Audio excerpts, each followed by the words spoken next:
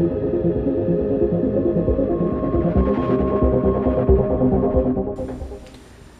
are we doing, everybody? Happy upcoming 4th of July.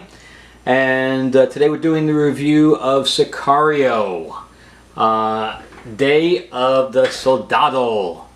So this again stars Benicio DelToro and Josh Brolin, who is in everything. He's literally has 3 movies simultaneously. His dad must be very proud. So he's got, and obviously moneymakers on top of that. So he's got Deadpool, Infinity War, and now Sicario all playing simultaneously, because the other 2 movies are older, but they're still kind of out there. I mean, I only went to see Avengers again a couple weeks ago. So also, I went to see this movie on Thursday. I went to see Sicario on Thursday night. It was 7:30. I had to sit in the 3rd to the 1st row, and I bought my tickets a half hour early. So I don't know what's going on. So the movie was sold out on Thursday night at 7:30. And then after the movie was over, I walked in. Sometimes I do this. I walk into another movie and I sit and watch 10 minutes of it or whatever. And so I did. I walked into Incredibles 2, which I'd already seen, but you know, I just watched 10 minutes of it when the Edna scene, and that was full too. So I don't know what's going on. I know the kids are out of school, but it's 10:30 at night and stuff like that. So I don't know. It's weird that Thursday night was so hopping at the theater. But anyway, back to Sicario. This is, of course, the sequel to the original Sicario that had the same actors in it. It's also directed by Stefano Sollima, who mostly does Latin television shows. So it was an odd choice for him. But I have to say that some of his shots are really nice, especially with the driving through the border with the Humvees and stuff like that. So there's some really nice shots in there. And then it was written by Taylor Sheridan, who's mostly an actor. But he's written some really good stuff. So he wrote Wind River, and if you haven't seen Wind River, I just watched it again on Netflix with Hawkeye and Scarlet Witch, because they got to act in together again. But he also did Hell or High Water, which was also great, and the original Sicario. So obviously he's got some acting chops as well as some writing chops. So good for him. So the movie itself was, if you haven't seen the first one,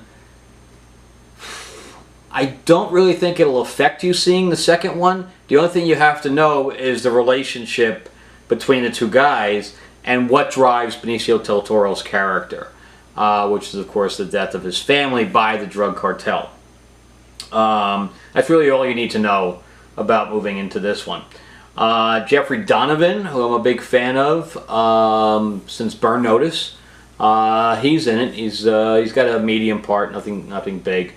Matthew Modine has a tiny part, and then Catherine Keener, again another small part, but she also has 2 movies now. Simultaneously, because she plays one of the voices in Incredibles 2. And then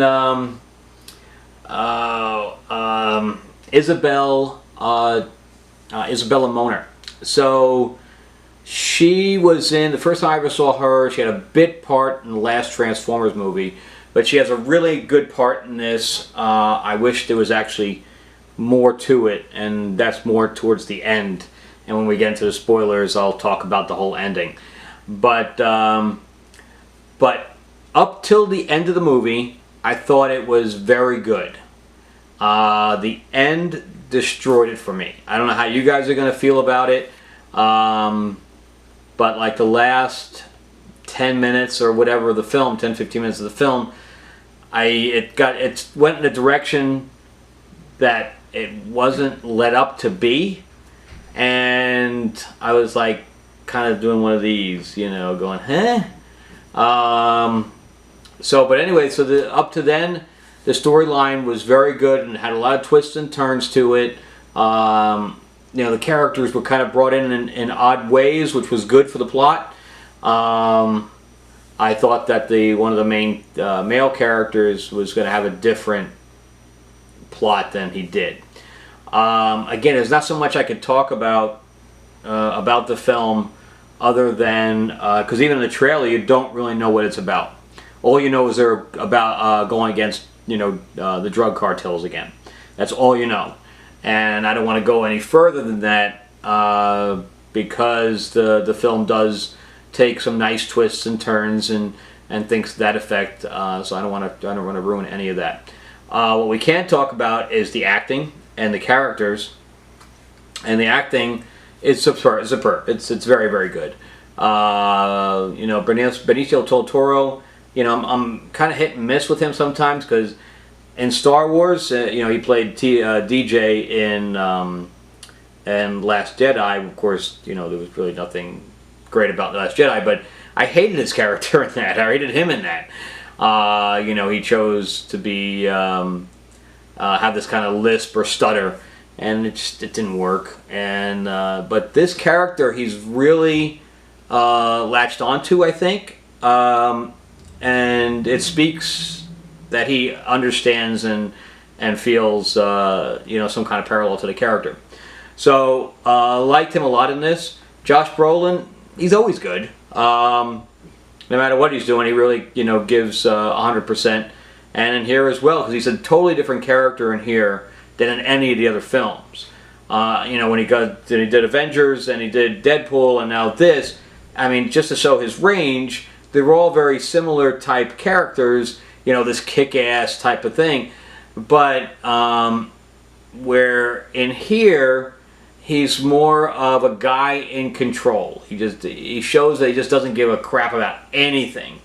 And then when he does care, it's very apparent.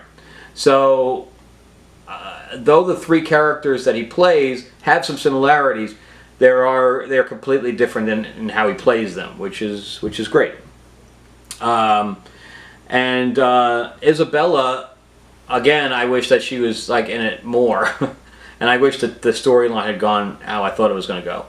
But yeah, so she was very good. She's always very good in a few things that I've seen her in, and she's only 17 years old, but she does emote very, very well.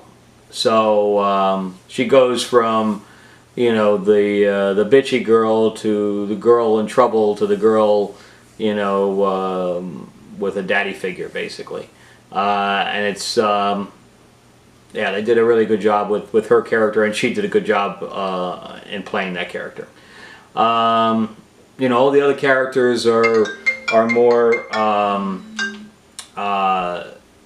cardboardish. They don't really have much development or anything like that, so we'll just stick with those characters. The battle scenes are great. There's no really fight scenes in them. It's more gunplay. Really, really good stuff. And the effects are great. And I'd say that's the directing. Even though the guy comes from television, I think he did a really good job. So I really want to talk about the ending. So let's jump into spoilers, because I really, really want to talk about the ending. So let me rate it. Let me rate it real quick. I really like the film, and the end, since it destroyed it for me so badly, I'm going to have to lower it down to like a 6.5. It just, when I walked out of the film, I just was going, yeah, I was just shaking my head at it.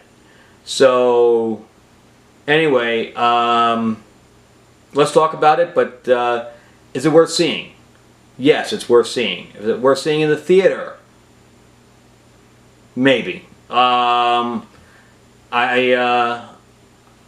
I didn't see it in the theater, like regular Sicario, the first one, I did not see it in the theater. I saw it on Netflix or on DVD or something to that effect. I don't think it would affect you much whether you see this movie in the theater or not. anyway, if you like the the drug cartel versus the government organization, this type of stuff, then it's your kind of movie.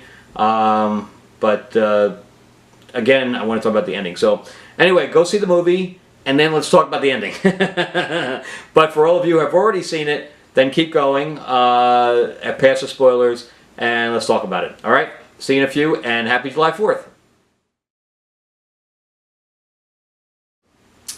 Spoiler review of Sicario, Day of the Soldado. So, again, my rating for the film as a whole is lower than the rating would have been for if they just cut the movie 15 minutes earlier. So, for you who have seen the film, I don't know if you're going to agree with me or not. But here was my problem. So the storyline is that Benicio del Toro's character, is still seeking revenge for the Reyes family, or against the Reyes family for the killing of his family, because they gave the order. Basically, he gave the order. So the government goes to there's a bomb goes off, which is a great scene. But anyway, a bomb goes off. And they kind of track the terrorist stuff to the cartels bringing the terrorists over the border. So it has to go, which is very, very timely if you think about it with the whole Trump thing. But they show, of course, the terrorists, them catching a couple of the terrorists trying to go over the border, and he explodes, stuff like that. So again, that was a great idea, I thought. I don't think anybody's really touched on the terrorists, as they can't come in through the planes anymore, trying to get across the border. That's really a great idea. So the government brings in Josh Brolin because they want him to get dirty. And they want him to cause a war between the cartels. So they kidnap Reyes' daughter, and they kind of blame it on one of the other cartels. Now, we don't ever see what happens with the war at all. The war really never happens to a certain extent. And then they stage it where they're going to bring his daughter back to him. Except that for some reason, when they're bringing the daughter back, they are attacked by the police. They're attacked by the police. And of course they return fire and the girl runs off. So of course Josh Brolin's team is now in trouble because it's documented that there was a battle between the US government and the Mexican police. But what I didn't understand there is they made reference that it was Reyes was the backer of these police, so who are obviously on the take. But why would he attack his own daughter? If it was another cartel, okay, I get that. But I don't know if it was really explained well. So anyway, we're also now introduced to this other guy who is more of a middle-class family, but gets brought into being a coyote, or whatever you want to call the guys that help bring people come across the border. So he's kind of led into this thing by another guy, saying, oh, you're going to make all this money, blah, blah, blah. So he kind of joins the life. And you don't know how all this stuff kind of falls into place until the girl runs away and ends up being his group that's going to bring Benicio del Toro's character across the border with Isabella, which again I did not understand. Because if Reyes was so powerful in Mexico, he says to Josh Brolin's character, I can't leave the girl here because she's going to die. She's going to get killed here. But if he's so powerful, why couldn't why couldn't he just walk his daughter over there? Why couldn't, I don't understand. It just, some of it didn't make any sense. So instead, they're going to bring her across the border to the United States, and Brolin says, well, we'll bring her into... Well, first of all, he's told to kill Benicio del Toro and the girl, and just clean everything up, make it clean. So, but he doesn't want to kill Benicio del Toro. They're friends, and he has a really big, hard problem with that. I think he has a bigger problem killing Benicio del Toro than he has killing Isabella.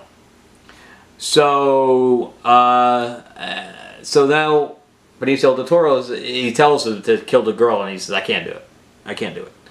So he says, you're going to have to do what you got to do. So we find out that his daughter was deaf, and he meets up with this deaf family, and he's signing and stuff like that, and he and Isabella, meaning Benicio del Toro's character, really bond. They really bond. And I like that. It really worked, I thought. And she really trusts him and everything like that. So when it comes to, and then, you know, he tells her, she kind of knows about his family and everything else already. So it wasn't a big surprise when he kind of tells her about his family. But it kind of hits home about, you know, how she knows her dad was bad. But, and again, we never get to see the relationship between regular daughter and father. We never get to see her. We see her in school beating up another girl, but we never see her relationship with her dad, which I think is missing from the film. So anyway, so now they're trying to cross the border, and now we're getting into the end of the film. So they're trying to cross the border, and then they get found out because the kid just happened to see them all in the car.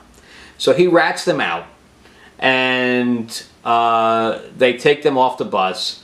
And of course, they really realize that it's Isabella, and you know, Benicio del Toro does a good job. His character does a good job of saying, "Look, you don't want to kill her, you know, because, or me for that matter, because you're going to be in a big war." So. And you kind of think that's going to work, where why don't you just get the ransom and that kind of thing. But instead, they gag him up, they throw him on the ground, and they have one of the kids give him a gun, and they say, here's your initiation, kill him. And he can't do it, so of course they kill him instead. They kill the boy. Then they give it to the boy that's, you know, basically the supporting star, and they say, the one from the middle class thing, and they say, okay, kill him. And he does. He shoots him through what you think is the head. So now Josh Brolin sees that he's dead, and he says, screw it, let's just kill everybody. Because now he's upset that his buddy died. There's really no saving him. So he was just going all for broke.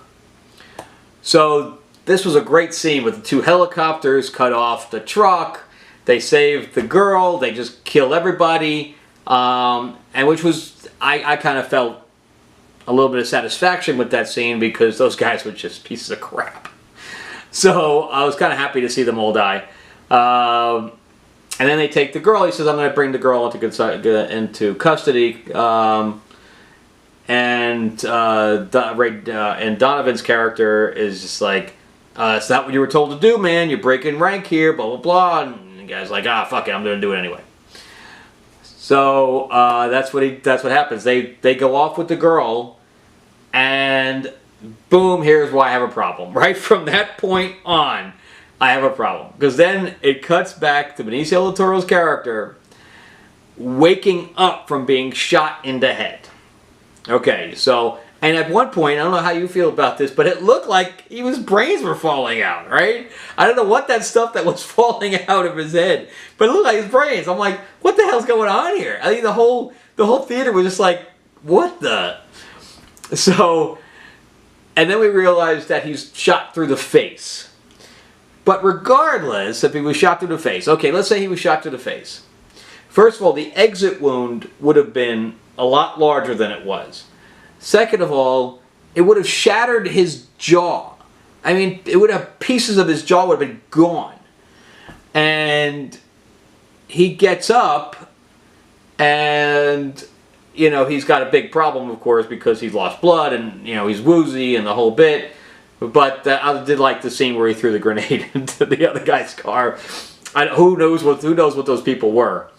They gave a signal, and when he didn't give the signal back, then they realized that it wasn't them, so they turned on him. I don't know. It was an odd scene, but I liked it, but it was just odd, the placement wise. So anyway, so now we have no idea. Kind of, we know that he's trying to get back into the border, but we have no idea really what happens to him, you know, from that point on. So we don't know what happens to the girl. And here we go a year later. Okay, so I guess with Josh Brolin's character, as far as he's concerned, everything's cleaned up. But with the with Benicio del Toro's character, we have no idea what happens to him until we have a year later. So now the main boy, he's all tatted up and everything else. He's a bigwig now, and I really thought that they were going to bring Isabella back, and she was now going to be a bigwig something, or she was going to be, she was hunting him, or she went back to her dad and ended up being, you know, more of a crime lordess. Well, that's not what happened at all. No, instead we didn't get any of that. We got no arc for her character at all. And Miguel's character, who again is the boy that was tempted to be the gangster, is now, you know, a full-fledged gangster. And like I said, the Benicio del Toro's character meets with him, and he's talking perfectly. I mean, his jaw would be shattered. He would be able to talk. Which is where I thought they were going with the fact that they spent so much time on the signing stuff. You know, they were signing, and you know, he learned to sign because of his daughter, etc. So now would have been the time to use it, because now he has to sign because he can't talk. But now, the whole reason we spent a lot of time on the signing thing was for no reason at all. So here's my problem with it. We have no arcs for anybody. So the mission fails, okay? Which, you know, we've seen missions fail before in other movies. I mean, even one of the Fast and Furious films with the safe, you know, they were trying to steal the stuff, you know, a la Italian Job, and they ended up throwing it all in the garbage because it didn't work. So, so we've seen kind of missions fail before, and I'm okay with the mission failing, but we never even saw what the mission was even about. So, you know, had this, Benicio del Toro has this, you know, grudge against Reyes, but we never see him. We never see who the target even is. So I had a problem there. I had a problem with the fact that Isabella's character was just basically thrown away at the end. I had a problem with the fact that, okay, so Miguel's the one that has an arc. So he actually became what he wanted to become. And we never even really see the repercussions of that, because the door is closed on us. And to make up for a third movie or whatever, for the trilogy end, and, you know, but Benicio del Toro's character is fine. He's like, has a little couple of scars, and that's the extent of it. So that bullet was so perfectly aimed that it went through his mouth without ever touching any of his teeth. I have a hard time with that. I got a really hard time with that. And of course, I don't know. It's the end is really a mess. The end is a mess. And again, I don't know if you guys agree or not, but again, how I would have wrote it if it was me, the ending, I would have had Isabella come back to show her arc, And maybe Benicio del Toro stops her from killing him. Wouldn't that have been great? He shows up and he takes the gun away from her as she's about to kill the sobbing Miguel, who, you know, is like, I'm sorry, I didn't mean it, oh blah. Meanwhile, you know, it's all bull because he spent his entire, last couple of years trying to be this person. And Benicio del Toro stops her and says, no, he's working for me, or whatever. And now we have a great setup with this kind of a trilogy where he's kind of done his, this trinity, and he kind of has created his own little group since he was ousted from the government. All that's great, and maybe even we see Josh Brolin, where Benicio del Toro's character has now kind of created his own group, and we see Josh Brolin's character kind of seeing reports of this, and he's kind of doing the thing. So now we see that there's even maybe a conflict that may happen in the next movie.